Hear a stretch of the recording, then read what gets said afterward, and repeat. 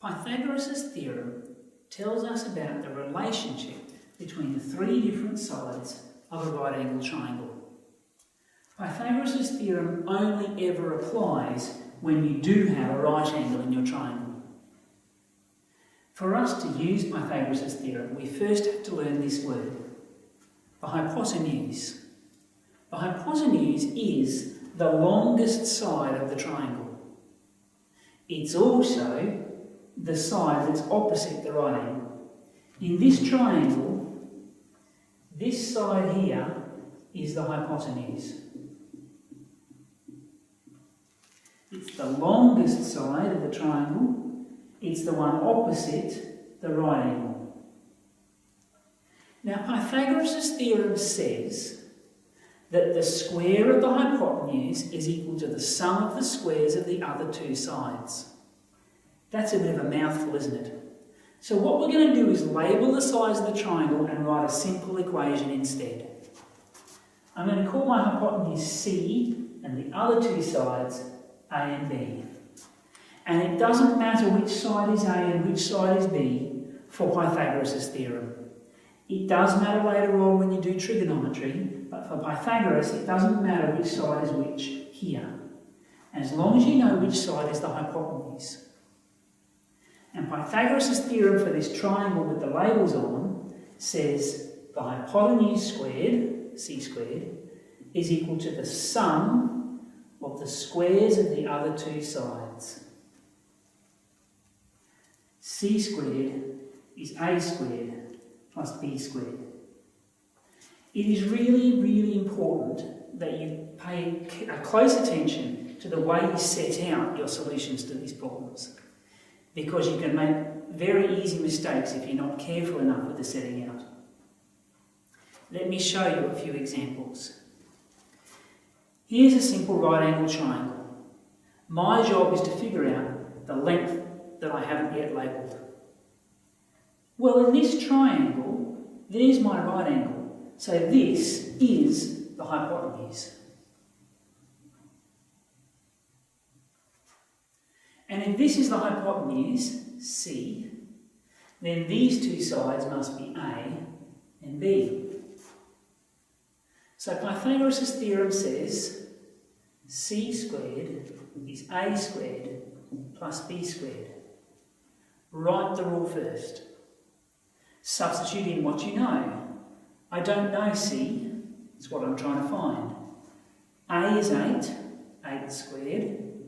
B is 15, 15 squared.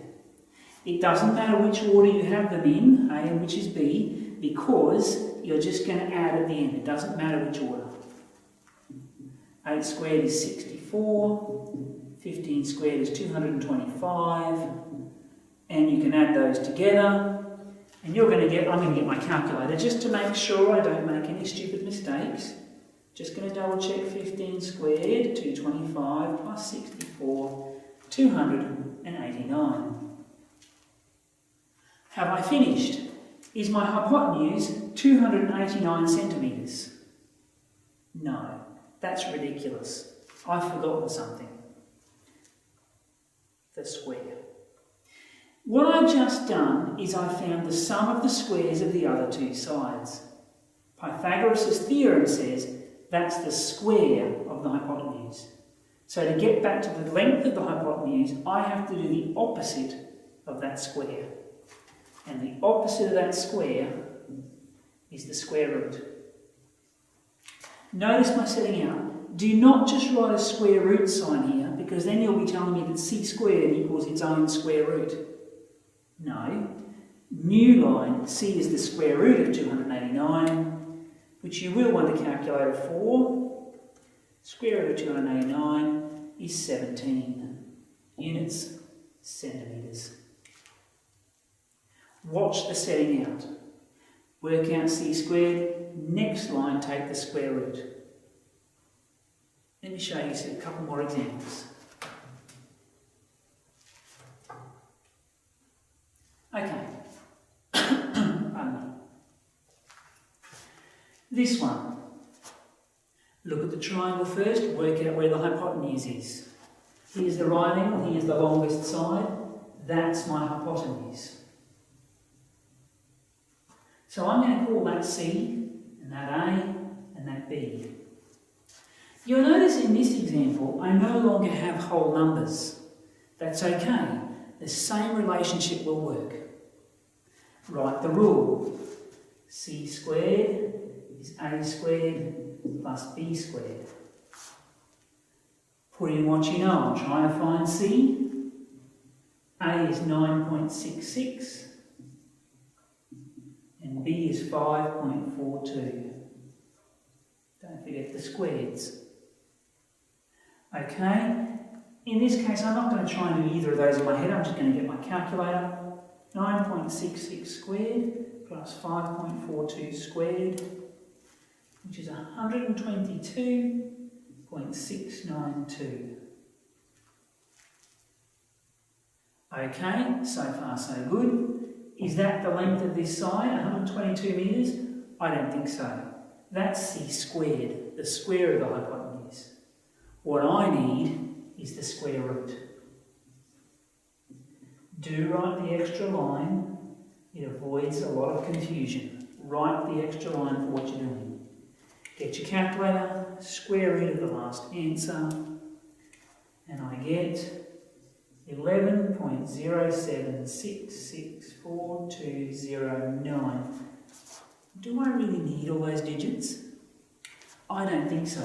These were measured to the nearest centimetre. So let's do the same. 2 digits to the nearest centimetre. Now, if I look at that digit, I need to look 1 digit to the right. It's a 6. It's more than 5. Round it up. I'm going to round that up to 0.08.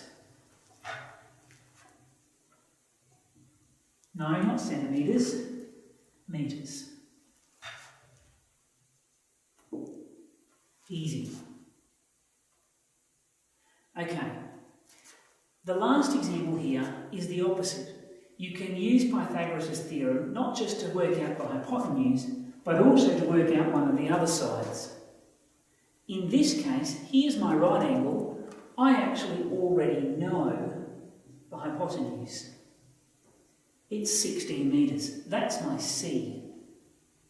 So if I call this A and this B, and I have to work out the length of side A, well, my normal rule says C squared is A squared plus B squared. So if I want to work out A, I'm going to have to subtract the B squared. A squared is going to be C squared minus B squared. That's Pythagoras' theorem, but working backwards for one of the shorter sides. Put in what you know. I don't know A yet, I'm trying to find it. C is 16. B is 9. I don't know 16 squared by heart, it's 256. Minus 81, take away 81, 175. Have I finished? Is that A? Of course not. That's A squared. I want to find A. So, like before, I need the opposite of squaring, which is the square root. And the square root of 175 is 13.22875. That's a lot of digits. How many digits do I actually need? Well, these were in metres, so why don't we go for centimetres again like last time? 2 decimal places, the next digit is an 8, so I'll round it up to 23 metres.